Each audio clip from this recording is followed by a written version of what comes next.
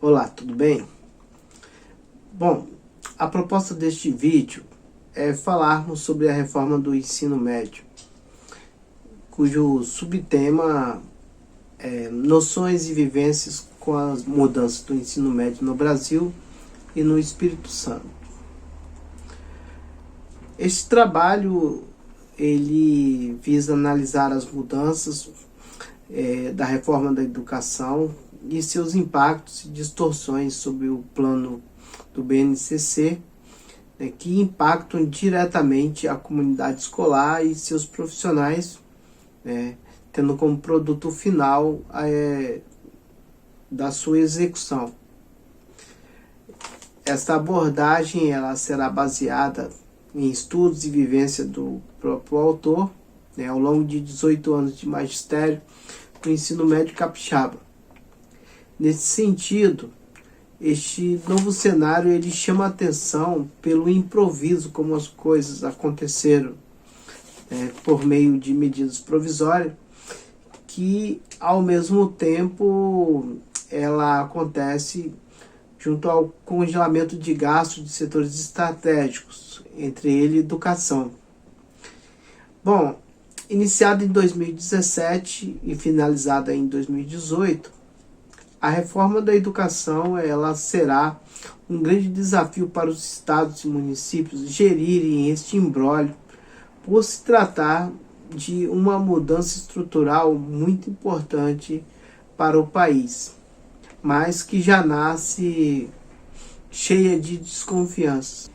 E para começar essa apresentação, para começar essa reflexão, nós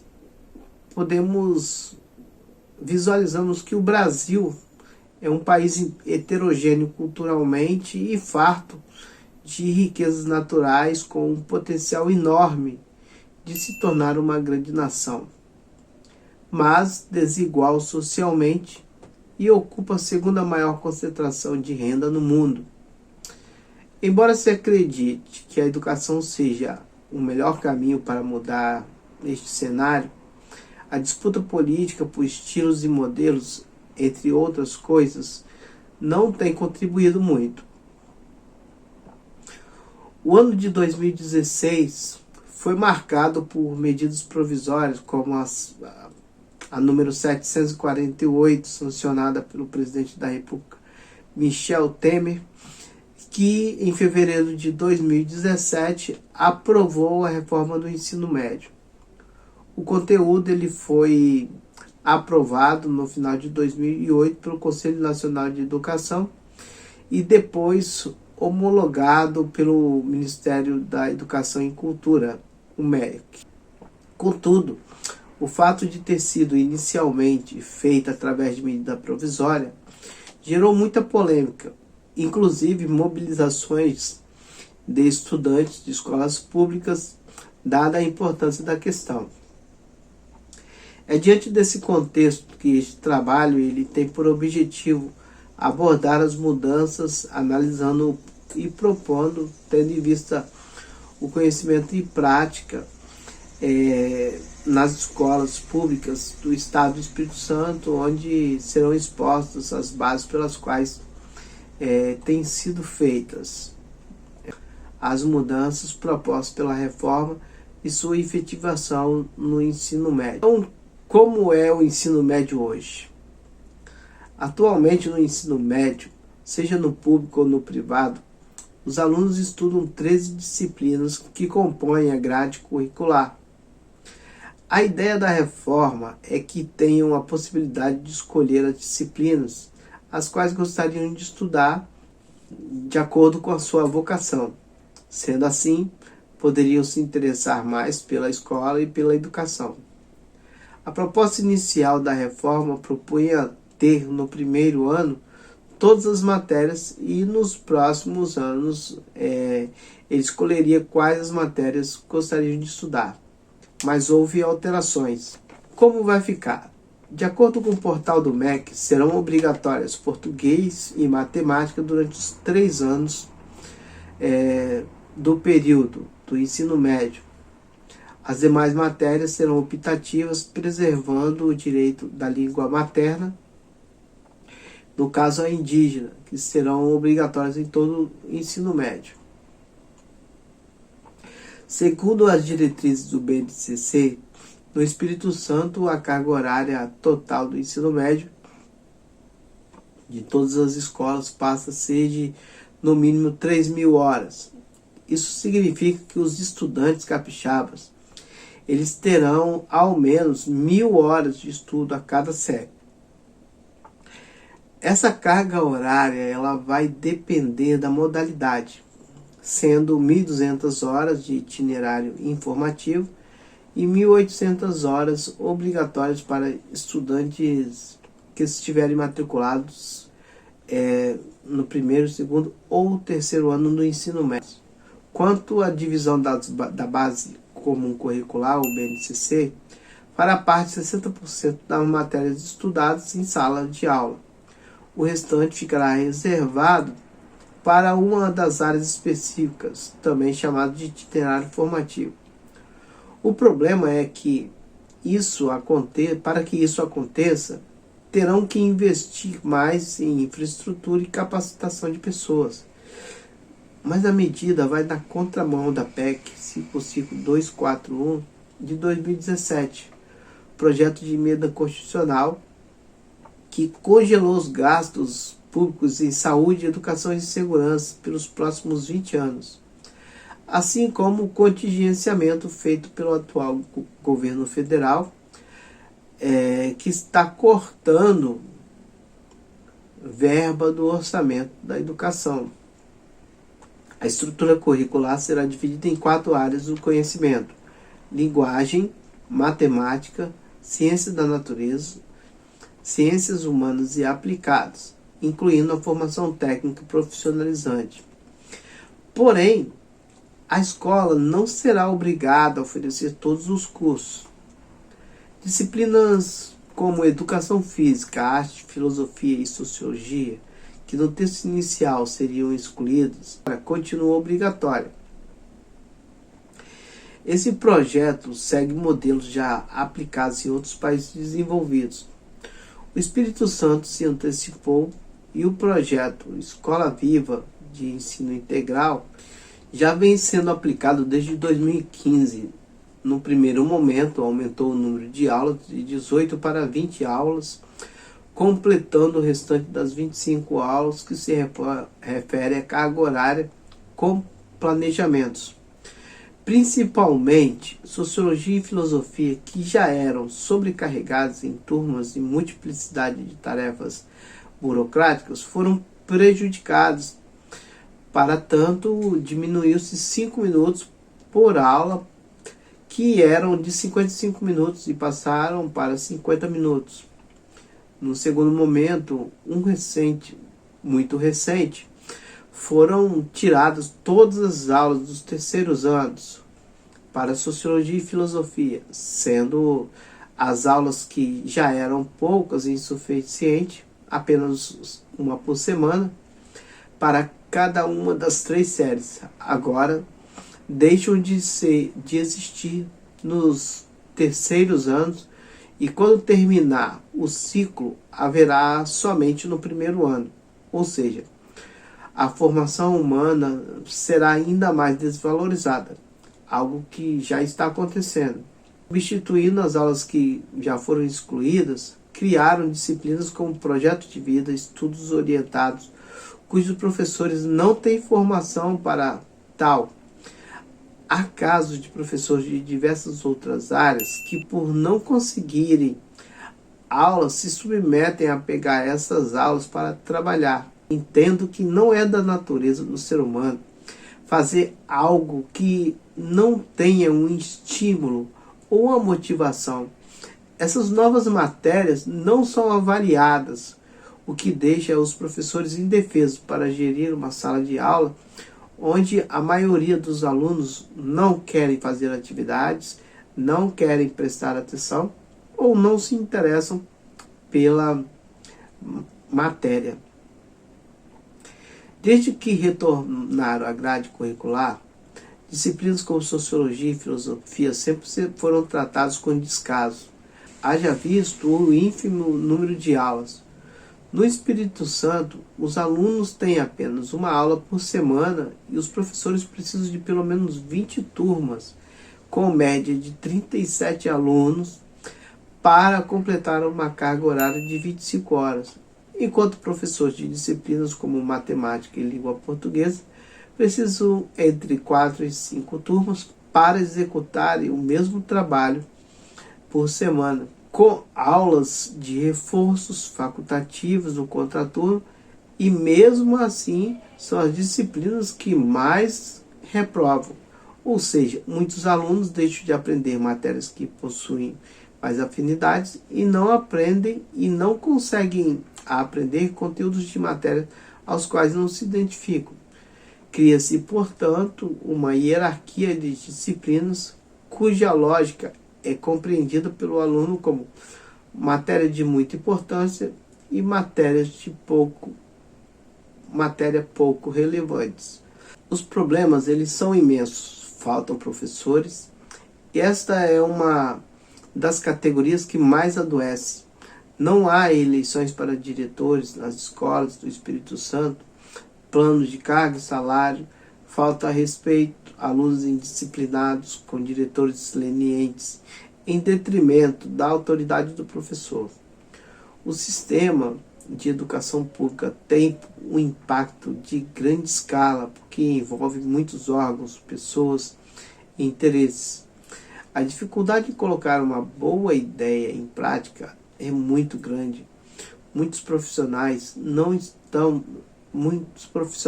se sentem motivados a novos desafios devido à desvalorização e à falta de perspectivas. Outros acabam migrando de profissão. Os postos de trabalho são, em sua maioria, distantes, principalmente no interior. Na Grande Vitória, o trânsito costuma ser quase sempre um complicador. Tem grandes deficiências de infraestrutura. Falta de segurança e indicações políticas corrompem o processo. Em resumo, uma política que discrimina saberes com resultados ineficientes. A próxima questão a ser abordada diz respeito à reforma sem investimento e valorização do magistrado. Numa das escolas do projeto da capital, substituiu outra regular tradicional, o Instituto Fernando Duarte Abelo. Continha aproximadamente 1.200 alunos e mantém atualmente cerca de 300 alunos. Isso gerou uma redistribuição de alunos nas escolas próximas, aumentando o número de alunos por sala de aula. A ideia da reforma é compreensível pela própria dinâmica da vida e do mundo onde tudo se transforma. Porém, há uma grande dissonância entre a proposta e a prática. É preciso considerar que qualquer reforma, seja na educação, assim como numa casa, é preciso investir. Nenhum modelo trará resultados se as ações do governo demonstram querer desmontar o sistema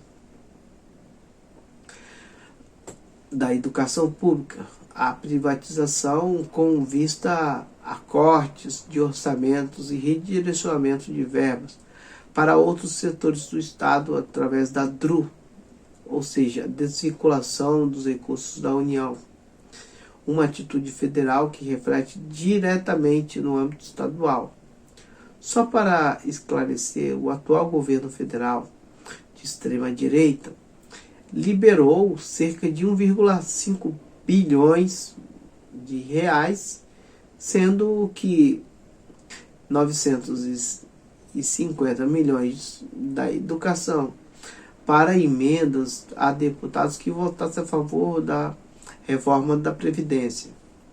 A própria reforma da Previdência por si já é um grande prejuízo para a sociedade e para os trabalhadores, pois fere direitos fundamentais da Constituição e das declarações dos direitos humanos. Ou seja, a retirada destes direitos mostra o caráter predador de um Estado liberal que busca eximir-se de suas responsabilidades com a sociedade e particularmente com os mais pobres. Conforme apresenta Macedo em 2014, os sites dos principais agentes públicos que dinamizam o debate indicam que, desenvolvidos no processo de elaboração da base, instituições financeiras e empresas como Itaú, Unibanco, Bradesco, Santander, Gerdau, Natura, Volkswagen, Fundação Victor Civita,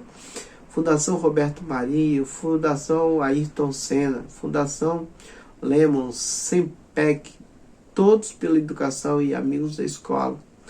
A autora considera que essa rede que formulou não públicos não pode ser ignorada. E como aponta Campos, quando trata sobre as questões das privatizações, as inovações no marco regulatório sobre as relações entre poder público e o setor privado têm induzido ao seu aumento.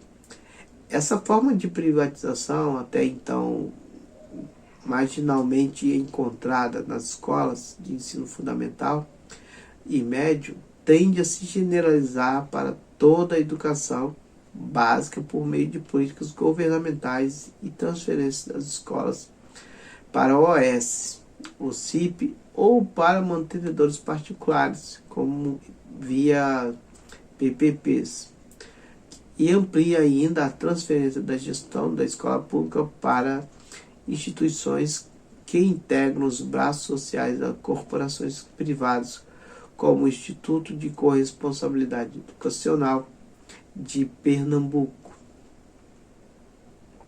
Outro ponto importante é que os professores de notório saber poderão atuar em cursos técnicos. Exemplo, um engenheiro poderá dar aula de matemática, assim como um advogado poderá dar aula de língua portuguesa. Se exigindo a formação na área, há muitos professores que, embora dominem a matéria, não possuem didática, imagine sem formação e sem didática. Como será?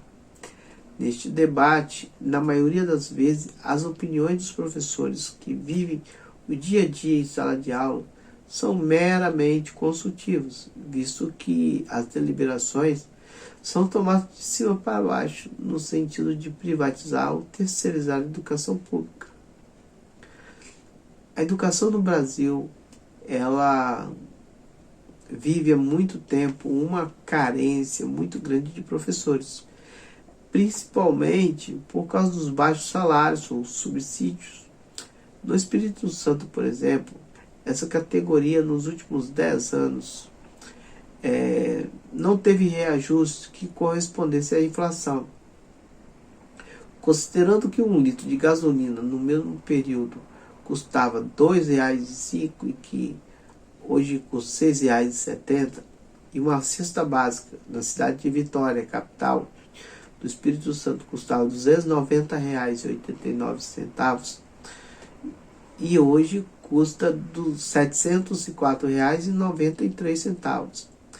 Parece muito claro que não existe prioridade na educação do Estado, o que pode ser comparado entre outros estados do país, sendo o estado do Maranhão alguma das poucas exceções onde o investimento em educação e no salário de professores é o melhor do país. O governo cria subterfúgios como gratificações que não acrescentam no 13º, nas férias e muito menos na aposentadoria, que são muito eficientes no controle das manifestações dos profissionais da educação, que conseguem manipular a opinião pública através dos meios de comunicação. Vale lembrar que a reforma trabalhista busca nivelar o servidor público como um trabalhador da iniciativa privada, retirando direitos em detrimento de atrair profissionais mais qualificados. No fundo, todas essas reformas, como afirma Araújo, elas são a dicotomia da execução de serviços educacionais, que apesar de definidas, não foi resolvida na promulgação da emenda constitucional número 1496. Isso porque a 1/96 alterou os dispositivos constitucionais definindo a atuação da portaria dos municípios no ensino fundamental e da educação infantil e dos estados ensino fundamental e médio, segundo a Lei de Diretrizes e Bases da Educação, Lei 9.394, de 1996, que definiu a atuação dos municípios apenas no ensino fundamental e dos estados no ensino médio e da União no superior. Esta aparente antinomia fez com que o discurso da municipalização da década de 90 fosse pautado por competências, conduzida por um processo de reforma do Estado que visou prioritariamente reduzir os custos e anunciar a eficácia aos servidores públicos. Bom, o próximo ponto que vamos tocar nesta reflexão trata-se do paradoxo de classe na formação escolar.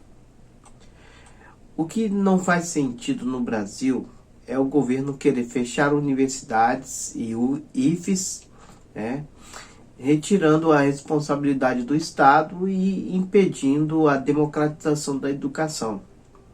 Assim como pessoas que estudaram a vida toda em escolas privadas frequentaram ensino superior público em cursos de destaques no estado social e alunos que estudaram a vida toda em escolas públicas frequentaram ensino superior privado, muitas vezes de baixa qualidade. Não podemos ignorar também que muitos estudantes abandonam os cursos superiores porque não conseguem pagar e os cortes nos programas educacionais tornam a existência da educação pública cada vez mais limitada, inclusive nas universidades. O cenário tem sido muito desafiador para a educação pública, do ponto de vista econômico, porque muitas famílias tiveram que transferir seus filhos para escolas públicas. Ou, por outro lado, do outro lado da ponta, as escolas particulares enfrentam também grandes dificuldades devido ao êxodo desse público.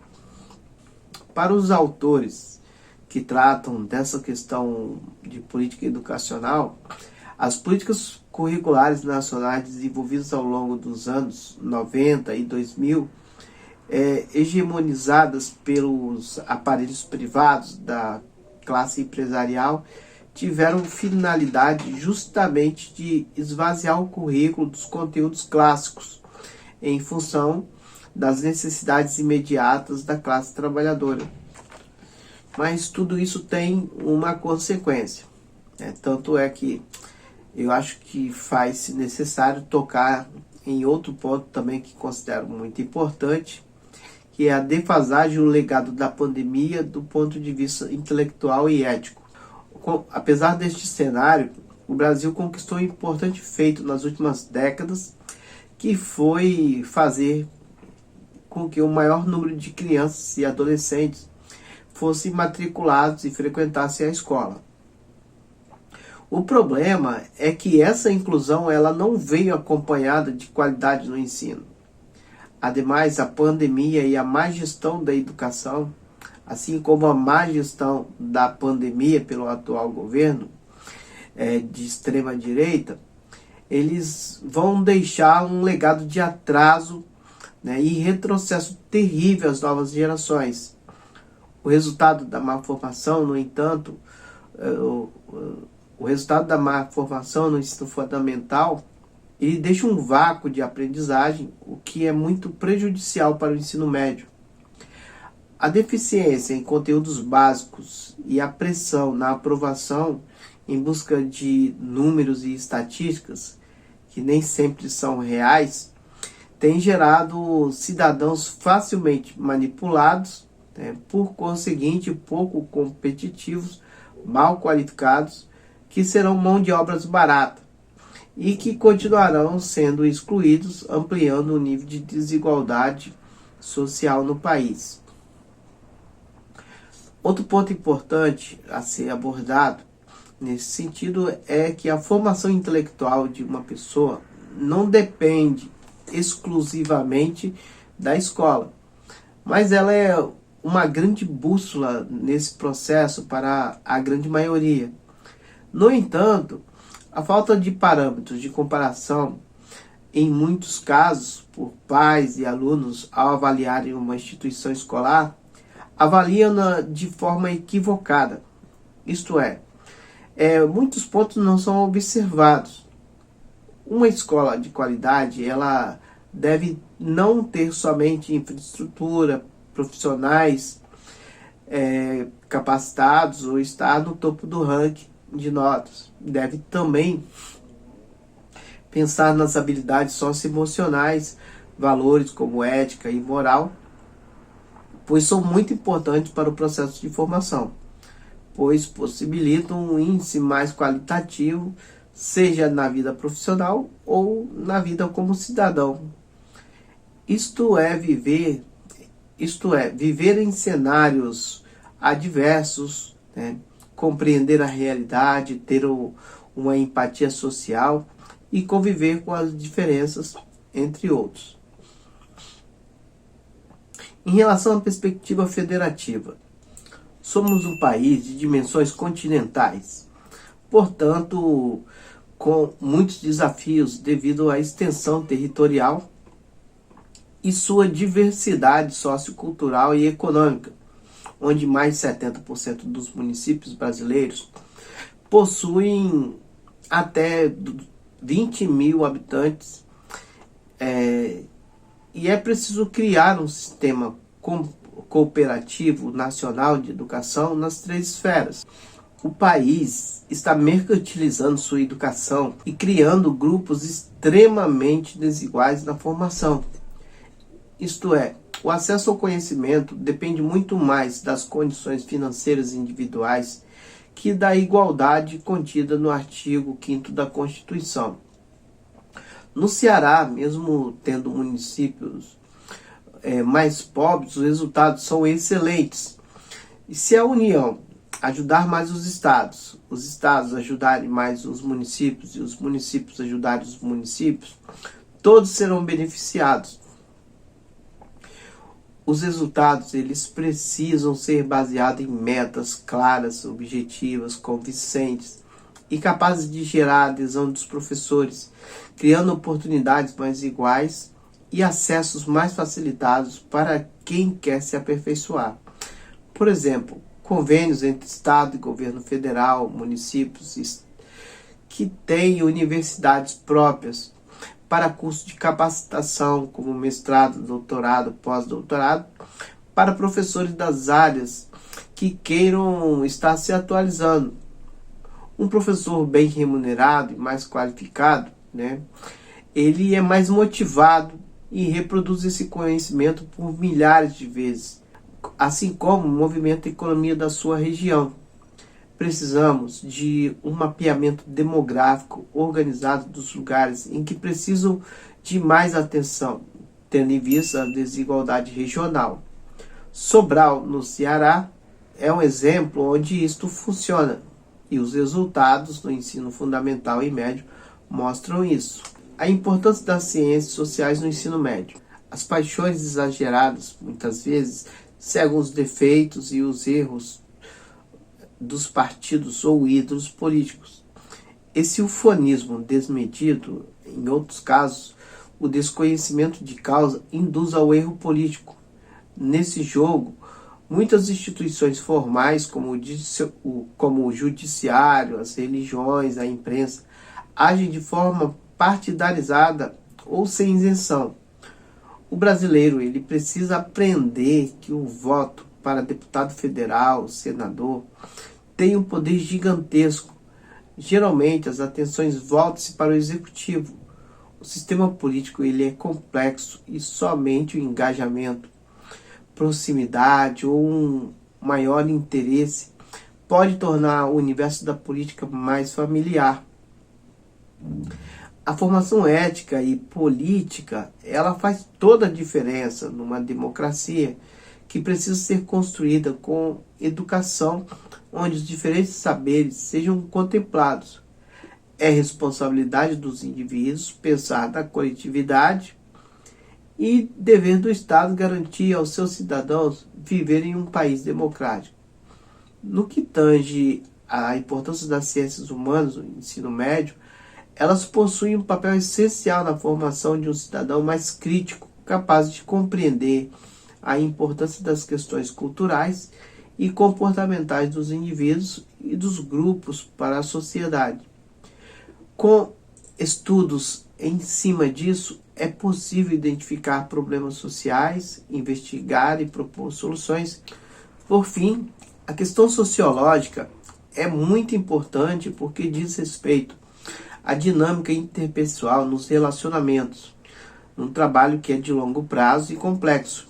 Por isso, é preciso discernir o problema, compreender o seu tamanho e agir com sabedoria com aqueles que já estão dentro do sistema.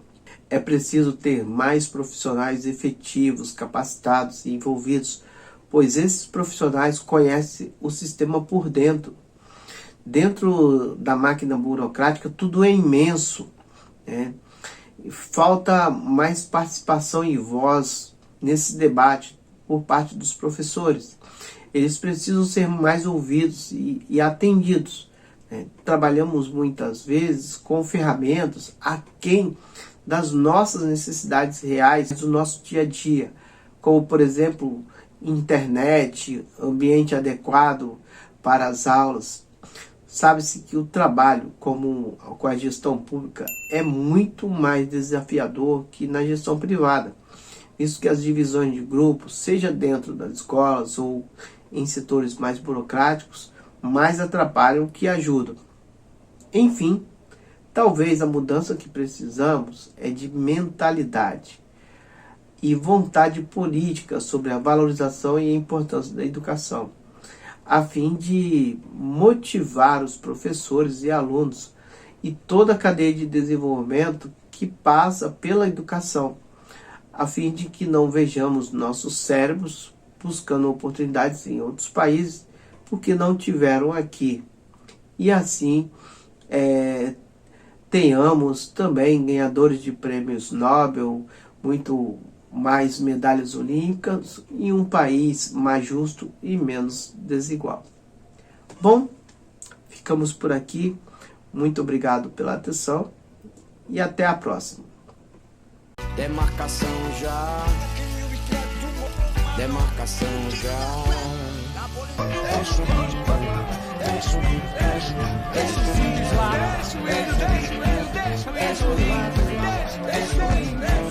Deixa